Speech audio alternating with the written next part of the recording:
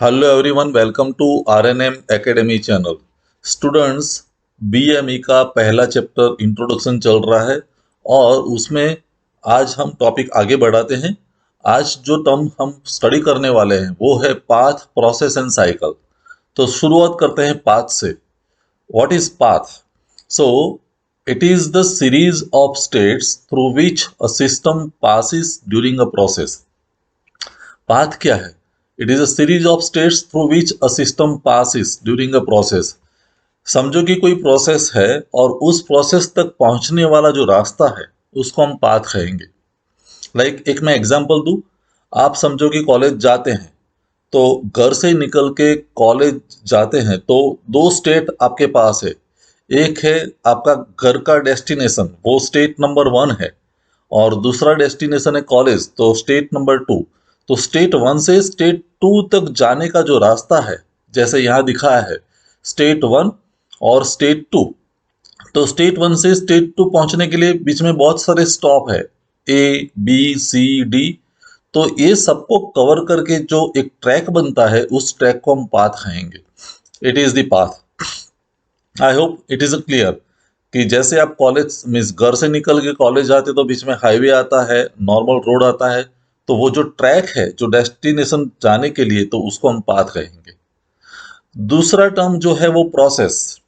When the path connecting the change of states of the system is specified, then this path is called process. State 1 से state 2 तक जाने का जो रास्ता हुआ और स्टेट 1 से चेंज होके स्टेट 2 तक पहुंच जाते हैं और पाथ डिफाइन है, तो उसको हम कहेंगे प्रोसेस। होम से आप कॉलेज पहुंचते हैं तो वो एक प्रोसेस कंप्लीट हुई ऐसा हम कह सकते हैं।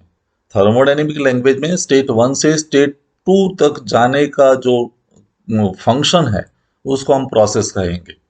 तो when the path connecting the change of states of the system is specified, specific है रास्ता, तो उसको हम प्रोसेस कहने वाले हैं। तो वैसे बहुत सारी प्रोसेसेस थर्मोडायनेमिक्स में हो सकती है। प्रोसेस 1 2 हो सकती है, 2 से 3 हो सकती है।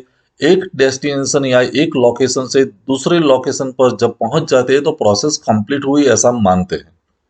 चलिए आगे बढ़ते हैं। एक और टर्म है साइकिल।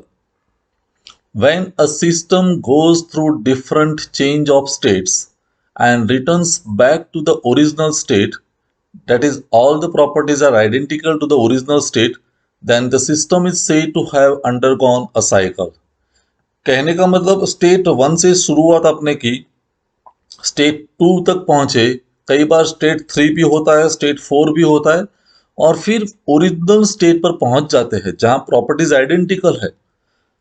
तो वो क्लोज लूप जो बन गई उसको हम साइकिल कहते हैं। मैं फिर से एक एग्जांपल दूं कि एक डेस्टिनेशन है आपका होम, और होम से आप पहुंचे कॉलेज, फिर कॉलेज से आप निकले बस में और यहाँ पहुंचे, मीन्स ये है आपका ट्यूशन क्लास, और ट्यूशन क्लास से डायरेक्ट आप जिम पहुंचे। तो ये 4 डेस्टिनेशन हुए।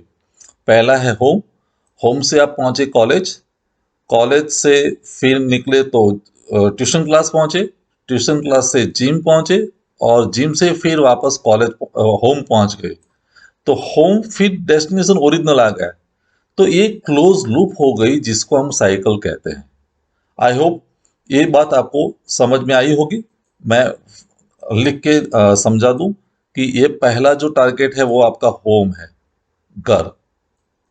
होम से निकले और कॉलेज पहुंचे तो ये सी, ये प्रोसेस आपकी ये डायरेक्शन में हुई। कॉलेज से निकले, आप ट्यूशन क्लास पहुंचे तो ये tuition class means T, tuition class से आप निकले और जिम पहुंचे तो ये जी, और जिम से एट द नाइट आप फिर रिटर्न होम पहुंच गए, तो ओरिजिनल स्टेट आ गया। तो ये जो लूप बन गई क्लोज लूप, उसको हम साइकिल कहते हैं। जैसे यहाँ दिखा है पीवी डायग्राम में, ये आपका स्टेट 1 है। Let me highlight it. ये आपका स्टेट 1 है, और स्टेट 1 से स्टेट 2 तक पहुंचे, ये पाथ है क्लियर। फिर दूसरे पाथ से आप स्टेट 1 वापस पहुंच गए तो ओरिजिनल स्टेट पर वापस आते हैं, मीन्स साइकिल इज कंप्लीटेड। तो ये थर्मोडायनेमिक साइकिल हम इसको कहते हैं। ओके, आगे एक टर्म समझना है, इंटरनल एनर्जी। इंटरनल एनर्जी क्या है? तो पहला पॉइंट है, when heat is supplied to the body some amount of work is done and remaining amount is stored in the body. जब भी आप किसी सब्सटेंस को हीट देते हैं, हमें पता है कि जब हम हीट सप्लाई करते हैं वो पॉजिटिव है, तो जब भी हीट देंगे तो ऑब्वियसली उसका कंटेंट क्वांटम बढ़ा और उस हीट की वजह से कुछ वर्क होने वाला है। समझो कि कुछ मैकेनिकल वर्क हुआ, तो वर्क में कंप्लीट हीट एनर्जी खर्च नहीं होती है।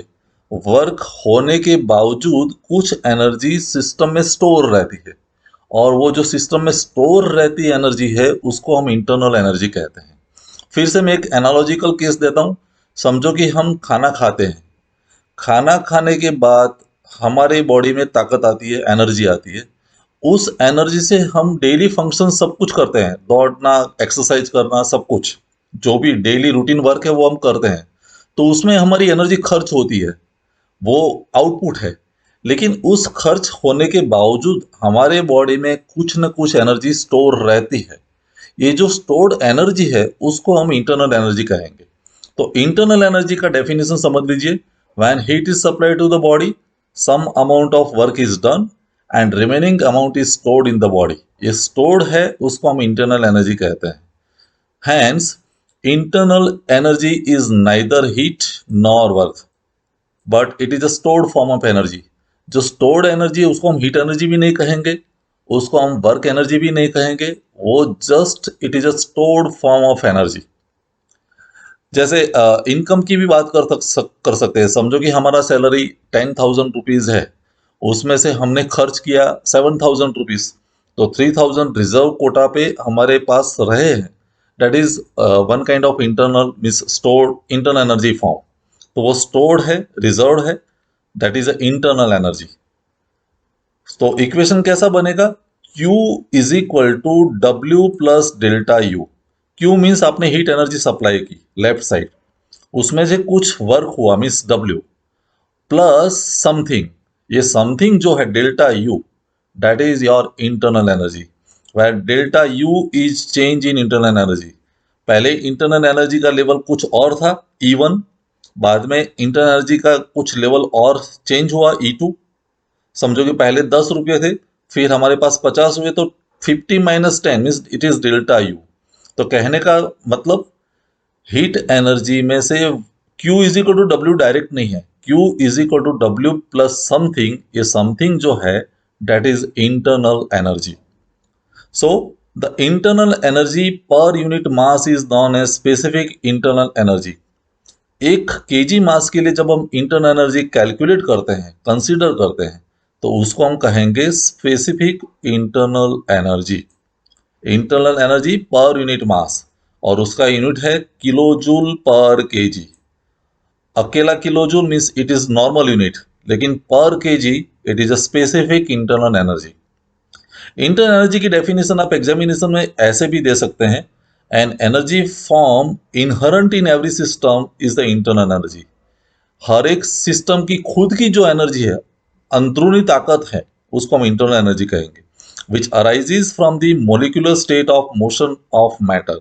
उसका जो मोलिकुलर स्टेट है उसकी वजह से जो इंटरनल एनर्जी लेवल है या इंटरनल स्ट्रेंथ है उसको हम इंटरनल एनर्जी कहेंगे। Okay, next topic, enthalpy. Enthalpy की डेफिनेशन क्या है? It is a thermodynamic property and it can be defined as the addition of internal energy and flow work. Internal energy and flow work का addition, उसको हम enthalpy कहेंगे। तो देखिए, enthalpy is represented by capital H. तो capital H क्या है? Internal energy means you plus PV, PV को हम कहते हैं फ्लो वर्क। तो internal energy and flow work, ये दोनों का एडिशन, उसको हम कहेंगे H, enthalpy. It represents heat content of a substance. वो एंथैल्पी क्या रिप्रेजेंट करता है? It is the heat content of a substance. कोई भी सब्सटेंस की हीट कंटेंट क्या है वो एंथैल्पी रिप्रेजेंट करता है, और उसका यूनिट है इंटरनल एनर्जी जैसा जूल और kilo joule. Larger unit kilo joule, normal unit is joule. और जैसे इंटरनल एनर्जी में हमने कहा था, वैसे स्पेसिफिक एंथैल्पी हम डिफाइन कर सकते हैं। Enthalpy per unit mass is known as specific enthalpy. एक केजी के लिए कितनी एंथैल्पी है उसको हम स्पेसिफिक एंथैल्पी कह सकते हैं। तो एंथैल्पी पर यूनिट मास और उसका यूनिट है किलोजूल पर केजी। और स्पेसिफिक एंथैल्पी उसको हम स्मॉल h से रिप्रेजेंट करते हैं। देखिए, h is equal to small u plus PV. यहाँ जो स्मॉल u है वो भी स्पेसिफिक इंटरनल एनर्जी है। तो फिर से मैं इक्वेशन डिफाइन कर दूं, small h means specific enthalpy is equal to specific internal energy plus PV means flow work. Flow work जो है वो भी पर केजी है, पर यूनिट मास। तो वैसे हम एंथैल्पी को समझ सकते हैं। तो आज हमने ये तीन टर्म समझ लिए, पाथ, प्रोसेस, साइकिल, साथ में इंटरनल एनर्जी समझ लिया, और लास्ट है जो एंथैल्पी। तो आगे आने वाले वीडियो में हम और टर्म लेने वाले हैं। लेकिन इसके पहले स्टूडेंट्स, मैं एक मेरी ओर से एक रिक्वेस्ट भी है कि आपके साथ पढ़ते हुए कई फ्रेंड्स होंगे उन जिसका भी सेकंड सेमेस्टर होगा, लेकिन ये स्टूडेंट्स ने बीएमई सब्जेक्ट पढ़ चुके हैं।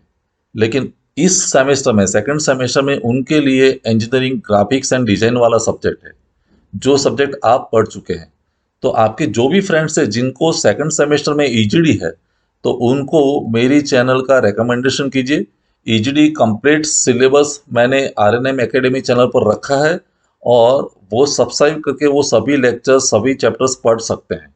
तो इतनी फेवर कीजिए और उनको भी एडवांटेज मिलना चाहिए। तो मिलते हैं अगले वीडियो में फिर एक नए टॉपिक के साथ। Thank you very much. Thanks for watching. अगर आपको ये वीडियो पसंद आया है और आप मेरी चैनल पर नए हैं, तो प्लीज मेरे चैनल को लाइक कीजिए, शेयर कीजिए और सब्सक्राइब जरूर कीजिए। Thank you very much.